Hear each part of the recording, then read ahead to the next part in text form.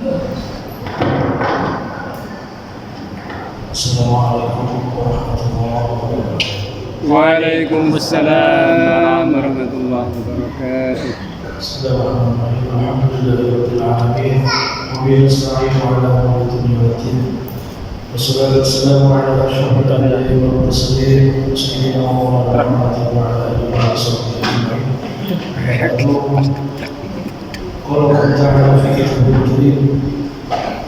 أعوذ بالله من الشيطان الرجيم بسم الله الرحمن الرحيم يا أيها الذين آمنوا كتب عليكم الصيام كما كتب على الذين من قبلكم لعلكم تتقون صدق الله العظيم وصدق رسول النبي الكريم ونحن على ذلك من الشهيدين والحمد لله رب العالمين. Jemaah Masjid Al-Khair yang dimuliakan oleh Allah Subhanahu wa taala. Puji syukur kehadirat Allah Subhanahu wa taala yang pada malam hari ini kita semua senantiasa mendapatkan nikmat dari Allah berupa taufik, hidayah, inayah, sehingga kita pada malam hari ini dapat berkumpul di masjid yang penuh keberkahan, Masjid Al-Khairat. Kita bersama-sama berkumpul pada malam hari ini untuk melaksanakan ibadah salat isya dan insyaallah salat tarawih dan salat witir dalam keadaan sehat walafiat. Amin. Semoga kita semua senantiasa mendapatkan rahmat dan ridho dari Allah Subhanahu wa taala. Amin. Amin. Salawat serta salam senantiasa kita aturkan kepada junjungan kita Nabi Muhammad sallallahu alaihi wasallam. Allahumma shalli ala sayyidina Muhammad. Allahumma shalli alaihi. Ya ma'asyiral muslimin rahimakumullah. Pada hari ini kita telah memasuki Ramadan yang kelima, tarawihnya yang ke-6. Alhamdulillah. Kita perlu memperbanyak syukur. Kenapa? Karena tidak semua orang yang ada di Masjid Al-Khairat tahun lalu itu di tahun ini diperkenankan oleh Allah untuk berjumpa dengan Ramadan di tahun ini.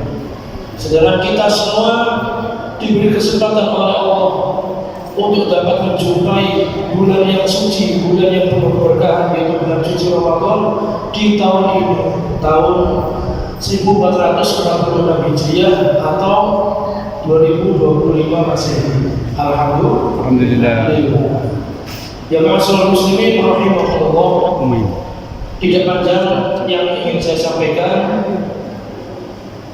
Ada 3 peristiwa yang terjadi di bulan suci Ramadan. Mari kita sama-sama ingat. Untuk apa kita mengingat peristiwa tersebut? Untuk mengambil hikmah, untuk mengambil pelajaran, untuk menjadi bahan muhasabah bagi kita semua. Apa yang pertama? Yang pertama yaitu turunnya wahyu pertama kepada Nabi Muhammad SAW. Apakah wahyu tersebut? Yakni surat Al-Alaq ayat 1 sampai 5, yaitu turunnya Al-Quran yang mana diperingati sebagai nuzulul Quran itu terjadi di bulan Ramadan. Ini yang pertama. Yang kedua, peristiwa apa yang terjadi di bulan Ramadan? Peristiwa besar bagi umat Islam, yakni perang Badar. Perang apa? Perang Badar. Nanti surata jenengan perang Badar. Perang Badar itu Rasulullah berperang dengan pasukan umat Muslim dengan jumlah 313. Rombongan pasukannya Nabi Muhammad itu 313 orang. Lawannya itu ada 1000 lawannya yang dipimpin oleh Abu Jahal. Nah, perang tersebut terjadi selama bulan Ramadan. Di di tahun kedua Hijriah. Jadi pada saat itu Rasulullah bersama 313 orang umat muslim yang menolong Rasulullah dalam berperang. Tapi sejatinya tidak hanya 313 orang pada saat itu, tapi Allah menurunkan para malaikatnya untuk membantu umat muslim dalam mengalahkan rombongan kafir Quraisy Abu Jahal yang memerangi Rasulullah pada perang Badar. Hingga akhirnya alhamdulillah Rasulullah dan pasukan umat muslim dapat memenangkan perang Badar tersebut. Alhamdulillah. Sallu ala Nabi Muhammad. Lalu yang ketiga, peristiwa apa yang ketiga yang perlu kita ingat, kita ambil hikmah, yaitu Fathu Mekah. Apa itu? Pembebasan kota Mekah. Jadi Rasulullah lahir di kota Mekah. Syiar Islam, dakwah Islam awal di Mekah secara sembunyi-sembunyi. Hingga akhirnya banyak perlawanan dari kafir Quraisy pada saat itu. Rasulullah hijrah, singkat cerita Rasulullah hijrah ke Madinah. Di Madinah ada beberapa umat muslim yang ikut di Madinah. Dari Mekah menuju Madinah hijrah.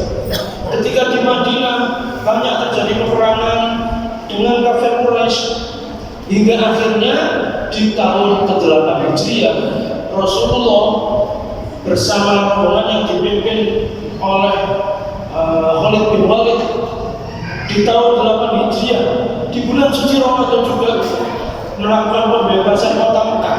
Jadi rombongan umat muslim dari Madinah menuju Mekah untuk menguasai kota Mekah kembali. Ya, peristiwa tersebut bernama Fathu Mekah, pembebasan Mekah.